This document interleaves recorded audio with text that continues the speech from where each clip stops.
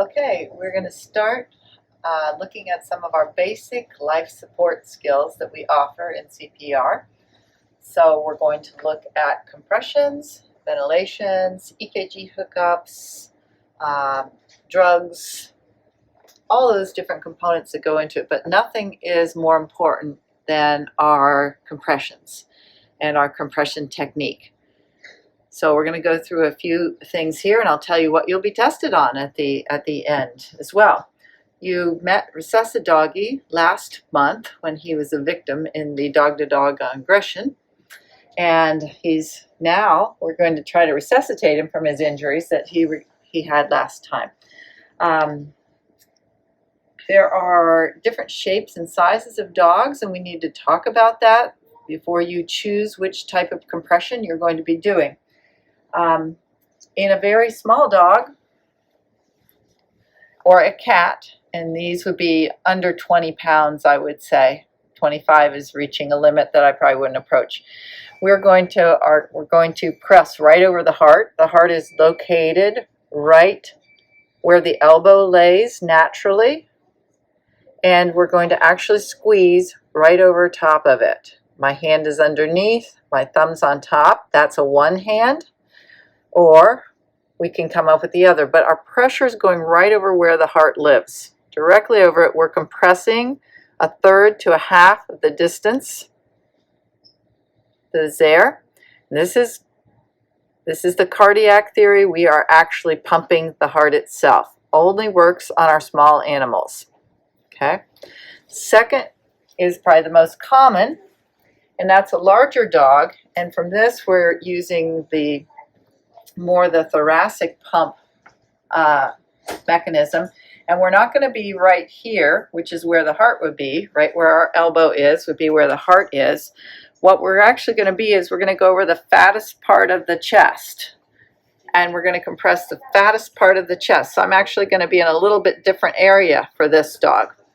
The third type of dog that the third dog shape that you might run into, and this will be the least common, and even if you think you have a dog that meets this qualification, check it, because you might not. Probably you want to be in this position. But that would be a kind of a barrel-chested dog. So some of your brachiocephalic breeds might be in this. And in those dogs, to know if you've got one, don't just check the breed, but if you put them on their back and they lay there like their back was flat, okay, they might be a candidate for it. If they are a breed, but they fall to their side if they roll to the side when you put them on their back, they're not what you think they are, and they are going to work better from this position. So very few will you be like a person would be and be compressing from this direction. Okay, very few. And I almost want you to not think about that one, and I want you to think about whether I have a dog that I can directly compress the heart, or whether I need to go to the widest part of the chest. Another exception would be if you have something like a greyhound, which has a very, very lean chest. Some of those actually you could place your hands a little bit more over the heart because the dog is so thin you are going to be there. Again, that's going to be the exception, not the rule. The general rule is little dog, right over the heart, big dog over the widest part of the chest. So that's where we go. Our position, we want the back of the dog against our body. If the back of the dog is not against your body, when your compression pushes, it's going to push him away from you, and you won't be able to get good compression. So this way, if the dog moves towards you, it's going to meet your belly right here, and you're not going to lose your patient off the table. Okay? The other thing about your position that you need to know is that you are most likely going to need a step stool. The step stool will be kept, it's not there now, but it will be kept right under the edge of the treatment table so that you can quickly just use it. The reason you need to use the step stool is that you actually want your arms to be straight when you are pressing on this chest. You don't want your elbows to bend. This is just tricep work, and you won't be able to do the actual work of this for the length of time that you need to. So the preferred positioning has your hands stacked over each other. Your elbows are straight the entire time, and the movement is coming from your, almost from your waist with your entire chest. So if you need to be up on this one, what we want to do is let the work come from here and not be tricep work. We're going to have to do this at a pretty good rate for 2-minute interval, okay? Now, if you look at this life form here, you're going to see that it will grade you on how you're doing. There, it says I have the correct position of my hands, that I'm putting pressure over the right part of the chest. Now, it says that I did have correct compression.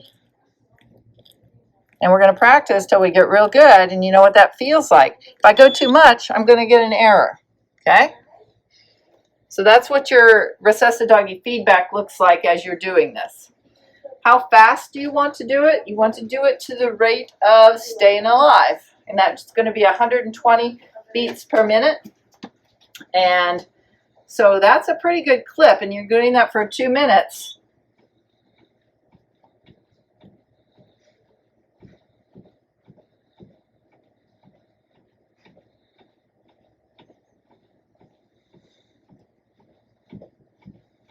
Okay, that was certainly not 2 minutes, but that is a demonstration of where we want to be positioned, what technique we want to use for what type of dog, how we get the power to do it, and how to practice so we know we're not over or under compressing our patient.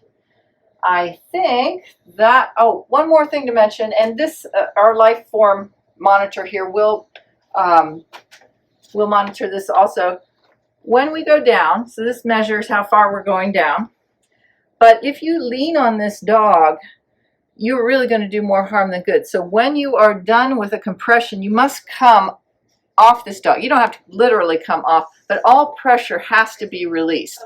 If some people kind of linger here or only half let up before they go down again, and that will compromise your dog. That's not going to help anything. We have to have that complete opening up of the chest in order to allow this pump theory to do its magic, okay? So we want to come off of this.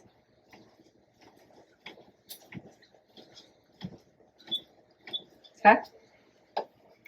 Okay, I think that concludes our section on compression. You will be asked to show where to give compressions to each size dog, and then you'll be asked to demonstrate it for a 2-minute time period of effective compressions, and that will be your compression test. Thanks.